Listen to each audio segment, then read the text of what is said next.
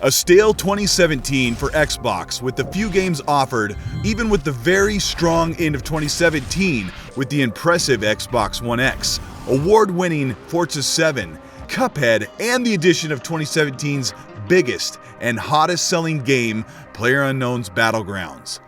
But 2018 could not only be better for Xbox, but it could give the reigning PS4 games lineup some close competition.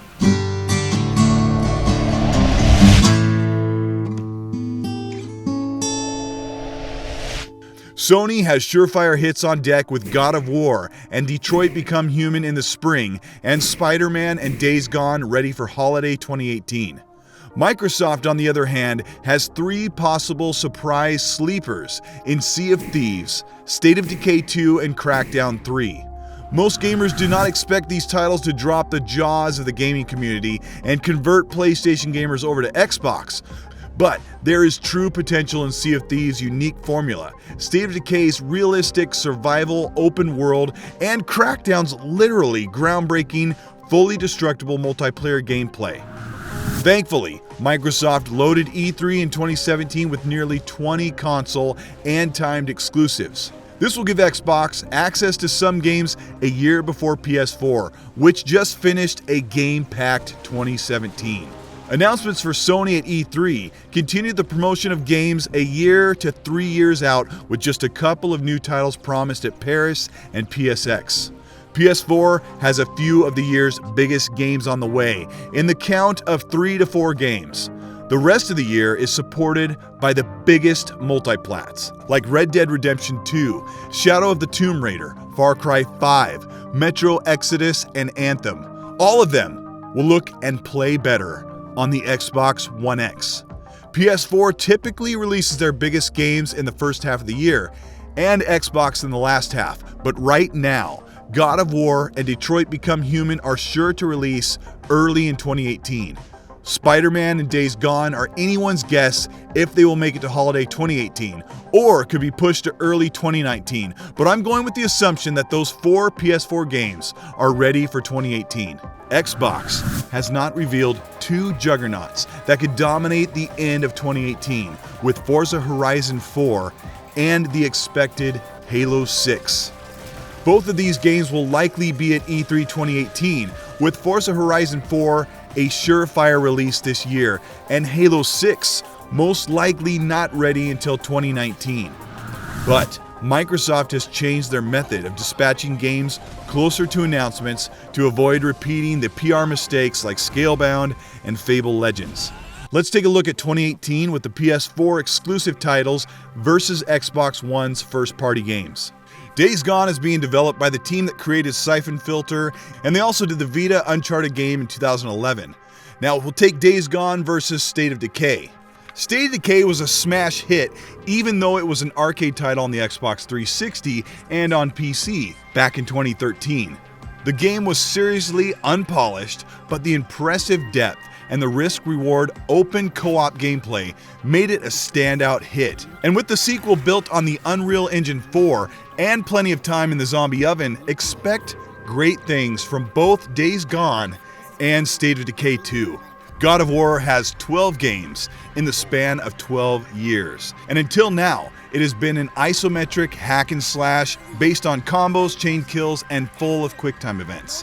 This time, the camera is moved from God view to a more personal over-the-shoulder view and relies on timing-based combat strategy instead of quick button mashing. Boasting over 30 hours of gameplay helps entice gamers that really didn't need enticing. Likely to release early in 2018. Its only exclusive competition is a possible Halo 6. We know absolutely nothing about Halo 6 or its full name, other than the hopes that it moves far away from the storytelling afforded by Halo 5. 343 Studios has proven they can make a beautiful Halo game, evident in Halo 4 and 5, and the combat changes have been welcomed.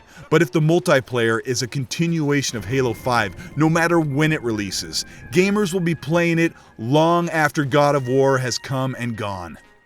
Detroit Become Human proves that Sony exclusive developers know how to get outstanding visuals on weaker hardware. This is an interactive movie-style game with action played out with button prompts, but the real focus is the presentation and the storytelling. It seems odd to find a comparison on Xbox this year for Detroit Become Human, and I think it's unorthodox, but I'm comparing Sea of Thieves. It's cartoon visuals with the most gorgeous sunsets and stormy oceans. Two totally different games, right? But Detroit Become Human will most certainly rate over Sea of Thieves and outsell it. But when the 8 hours of a fantastic narrative experience in this PS4 exclusive is over, gamers will be continuing a year-long adventure cooperatively online and engaging in ship combat, collecting treasures and upgrading their characters in Sea of Thieves. Spider-Man may not be ready until late 2018, even though at E3 2017 it looked like it was ready to hit the streets. The same can be said for Crackdown 3. So far, Spider-Man looks like a simplified version of the Batman Arkham games, with the combat and traversal the main attraction. Crackdown 3 has been split into two teams. A single-player campaign was finished in the summer of 2017, but everything is hinging on the multiplayer. Crackdown 3 uses cloud-based destruction, something that has never been attempted on this scale. Each section of the city is assigned to a different server to allow gamers in multiplayer sessions to shoot down and blow apart buildings and allow physics to provide the entertainment of watching a structure topple as the diversion to the co-op objective-based modes and the collectibles. Now all this gives the edge to PS4. But then there is Forza Horizon 4. PS4 has two exclusive racers this generation, next to Xbox One's 5 top-rated Forza and Forza Horizon titles. Rumors of Forza Horizon 4 taking place in Tokyo has fans excited for what the series adds this year. And one theory is the inclusion of police chases and a truly dynamic open world without the pain of entering closed sessions with friends. This definitely means that Microsoft is out of the slump that was January through September 2017. Since the Xbox One X launched after that game slump, we will start seeing games that are built to take advantage of the graphics power under the case of the X. Games are always looked at subjectively. Some may dismiss Sea of Thieves or Crackdown 3 as trash, while others wouldn't buy or play Detroit Become Human in a million years. Either way, PS4 and Xbox One have an equal amount of big first-party games throughout 2018, and that competition is very good to keep sales moving and keep developers on their toes to provide a meaningful improvement to their games and keep gamers buying. But there are a few games that won't make an appearance in 2018 on PS4 or Xbox. Death Stranding, The Last of Us 2, Ghost of Tsushima, and Ori Will o' the Wisps. Those games could be late 2019 or maybe even pushed to next generation consoles. But that's for a different video, and coming soon. This is Colteastwood. Thank you so much for your patience as I took a couple of weeks off for family, friends, holidays, gaming. I got gaming in there. I'm currently in the middle of several games, and I'm absolutely 100% loving the Xbox One X. I'm really happy with the tailored and trouble-free experience on the Xbox.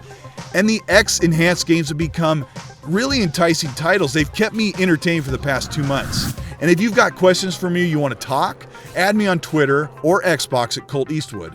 And if you're new to the channel and you found this video because you wanted to hear how 2018 was looking, subscribe. I do content like this every week. Share the video if you liked it. I'll see you gamers next week. Have a good one and be nice.